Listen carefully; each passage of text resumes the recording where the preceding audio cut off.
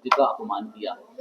देखिए, मैंने पहले कहा पार्टी की जो हमारी विचारधारा है, जिस प्रकार से पार्टी ने हमेशा बाबा साहब डॉक्टर भीमराव अंबेडकर का आदर सत्कार किया है, सम्मान किया है। कहीं पे भी भारतीय जनता पार्टी का कोई छोटा कार्यकर्ता हो या हमारे देश के गृह मंत्री हो, किसी भी प्रकार का मन में कोई इस प्रकार की इंटेंशन नहीं है।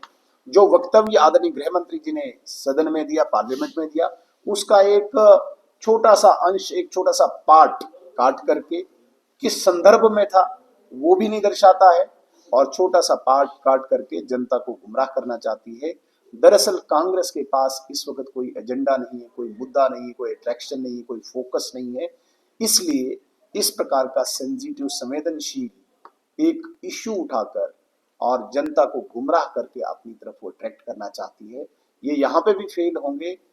लगातार जिस प्रकार से लोग इनको रिजेक्ट करते आ रहे हैं, चाहे पार्लियामेंट में, चाहे असेंबलीज में, अभी रिसेंट जो महाराष्ट्र में इनको हार देखनी पड़ी है, वजह यही है कि कांग्रेस इस प्रकार का षड्यंत्र रची।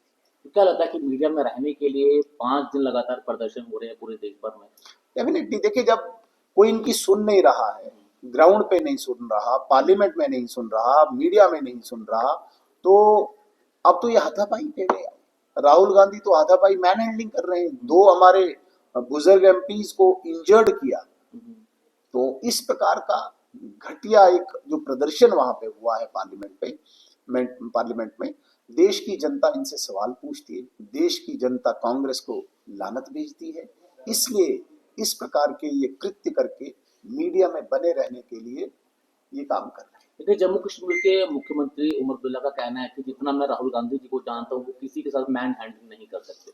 नहीं, अगर सर्टिफिकेट ही उमर अब्दुल्ला साहब देने वाले हैं तो उससे पहले वाले उनके स्टेटमेंट देख लीजिए, क्या क्या बोलते हैं वो कांग्रेस के लिए। उन्होंने ईवीएम पे उनको बोल दिया, उन्होंने वो दूसरा इश्यू उनका कांग्रेस का ईवीएम के अतिरिक्त एक और इश्यू उठाया था उन्होंने,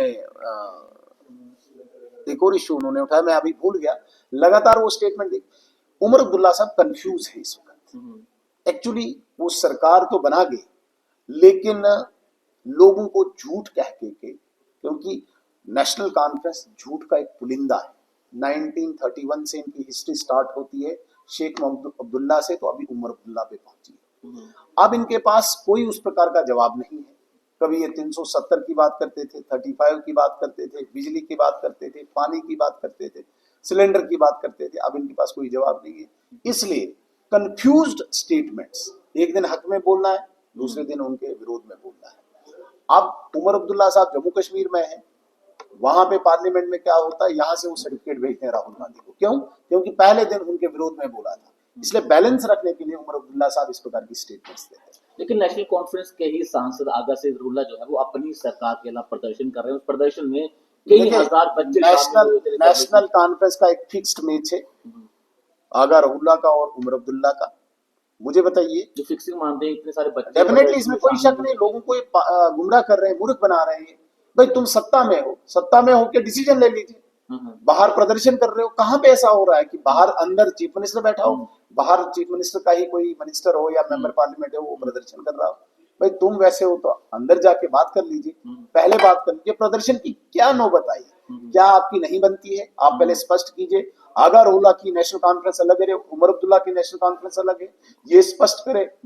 अगर ये एक ही पार्टी है, फिर इनको गेट के बाहर और गेट के अंदर रहने की क्या आवश्यकता पड़ती है? अगर ये दोनों अलग अलग पार्टी है तो फिर आइए, आप बाहर आइए। आगा रहुल्ला साहब, ये लोग समझते हैं, ये जम्मू कश्मीर की जनता जानती है आपकी क्या फिक्सिंग है। 6 महीने के लिए आपने फिर एक वाहवाही बटोरने के लिए एक ड्रामा रचा है। आप जिस मांग को लेकर वहां प्रदर्शन हुआ था, क्या आप इस मांग का समर्थन करते हैं? रिजर्वेशन को लेकर उन्होंने वहां पर प्रदर्शन किया। देखिए, आज मैं अपने मुद्दे को भटकाना नहीं चाहता हूं। आज विशेष रूप से हमने पूरे देश में जो प्रेस कॉन्फ्रेंसेस की है, प्रेस वार्ता की है, शुद्ध रूप से कांग्रेस से अब माफी की मांग करते हैं। जिस प्रकार से उन्होंने बाबा साहब भीमराव अंबेडकर को अपमानित किया है, आज केवल इसी मुद्दे पे अगर हम